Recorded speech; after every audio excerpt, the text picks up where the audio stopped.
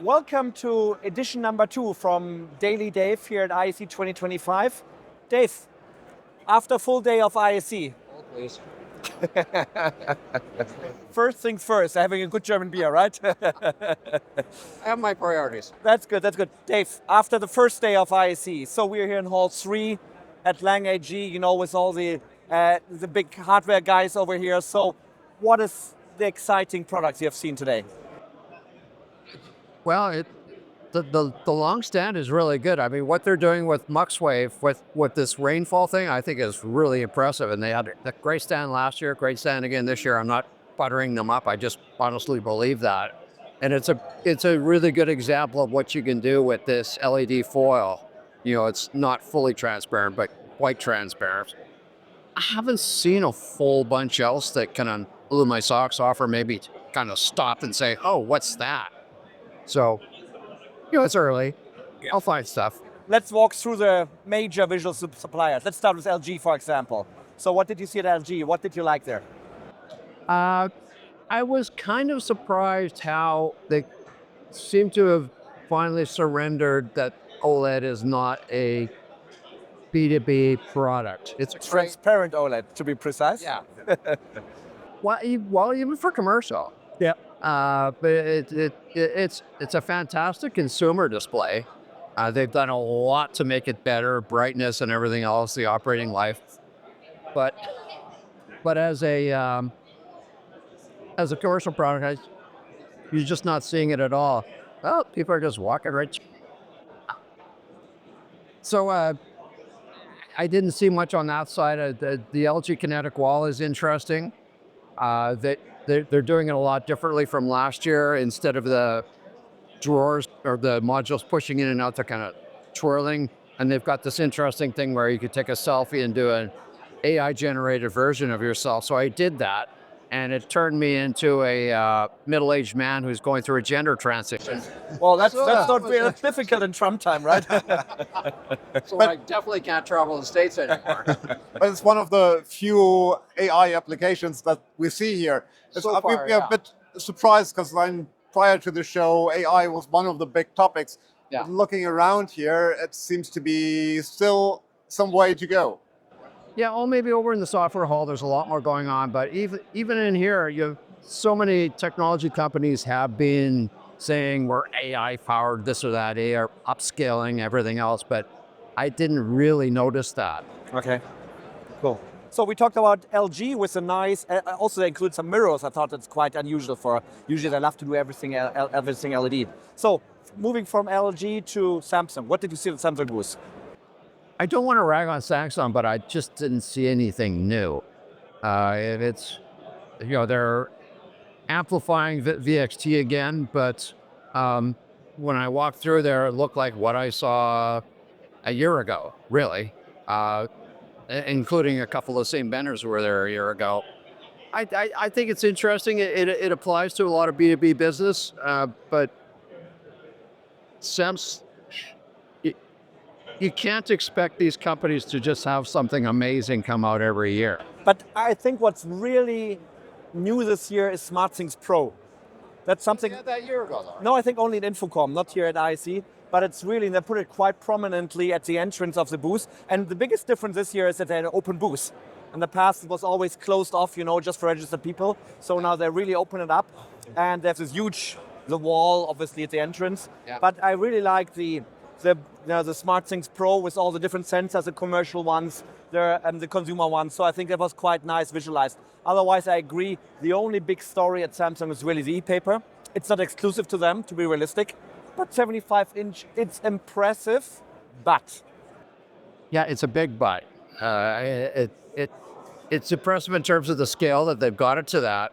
But if you talk to brands, they would very, very likely tell you that the color reproduction needs to get a lot better. It's muted because of, without boring people with the technology side of it, there's a color filter over top with the little ink modules or globules or whatever you want to call them, that get charged and switch and everything else. So it doesn't look particularly good. And if you're a luxury brand on a digital poster on a sidewalk in Paris, it needs to have a full color gamut. It needs to look like your product. So probably still a couple years out from that. But at least they're going that way. Yeah, but I think it still shows the potential of Yeah, this technology. for sure. Once they fixed the problem with with colors, and you can see they are all battery powered and very slim, and so I think that there are quite a few use cases for this technology. Yeah. A couple of years out, maybe, but you get a glimpse to the future with this. Yeah, I think one of the most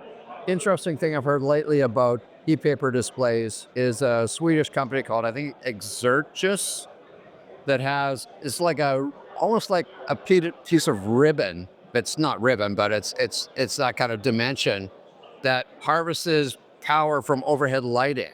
Yeah. So not solar. So you can have this in a retail environment without worrying about power or PoE or anything else. And I don't know how effective it is, but if it could power a display infinitely just from, the overhead lights, fantastic. But isn't that something Lord White Charge from Israel has? Is it similar? Or Yeah, well, but totally different. That's IR. yeah. Totally Okay. different Okay. technology, but again, interesting way. But that involves hardware Yeah.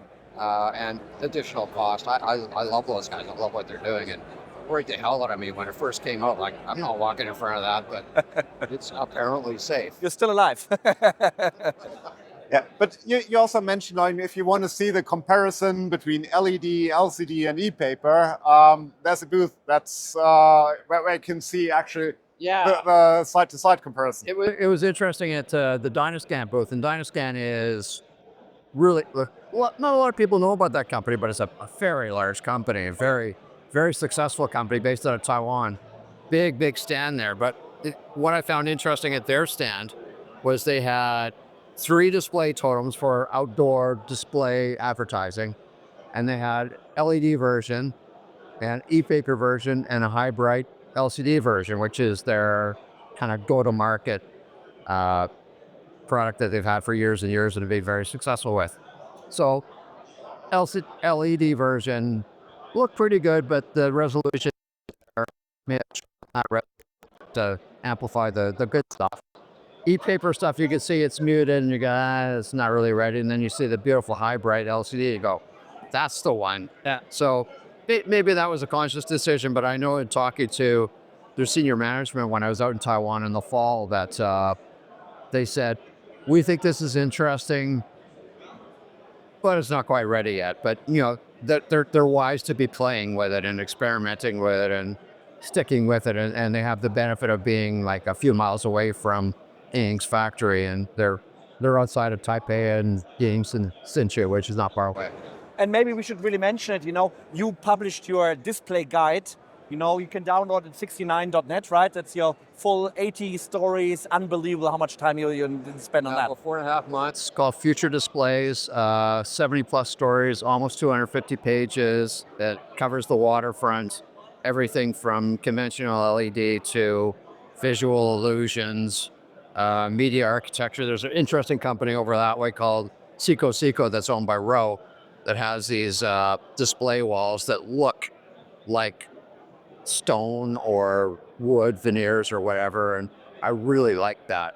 It's not for a lot of pro AV applications. You wouldn't use it for digital signage messaging, but I talked to them today and they said, yeah, they spend all their time talking to architects, and the architects are quite interested to buy it because it makes a conventional wall in a lobby active. So that's got potential.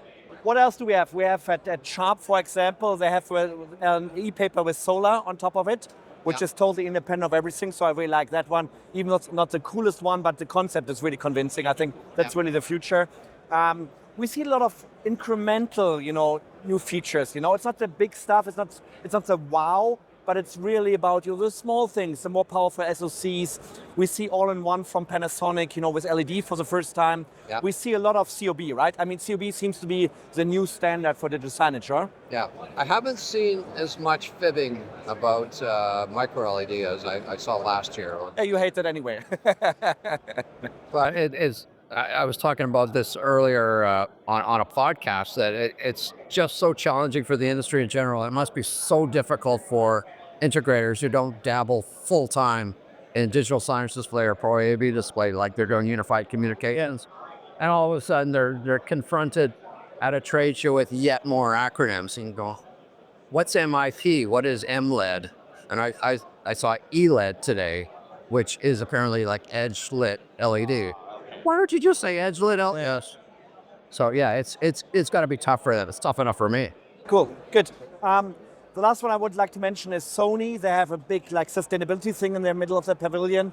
So it really shows it's not top of the agenda anymore, but it's there, and I think it's relevant for most European tenders. So it plays a role there. Yeah, I mean, the political environment in the United States right now, and firing inspector generals and everything else, I don't think sustainability is going to be something that's even going to be a topic for the next 4 years. So it's all going to be about Europe and Canada. Good, and Canada and Mexico maybe. Yeah, absolutely. Good. Good. Then we can still talk about Greenland, but that's a different story, right? Good. I'll move to Germany. That's good. That you're always welcome here, or here in Spain. It's a beautiful place. You do have this stuff. We have good. That's the beer I'm coming from Cologne. That's my region I'm coming from. It's really nice. Really nice. Good. I think that was our Daily Dave second edition on the first day here at ISE 2025. Please stay tuned, and we are back tomorrow. Thank you, Dave. Cheers. Cheers.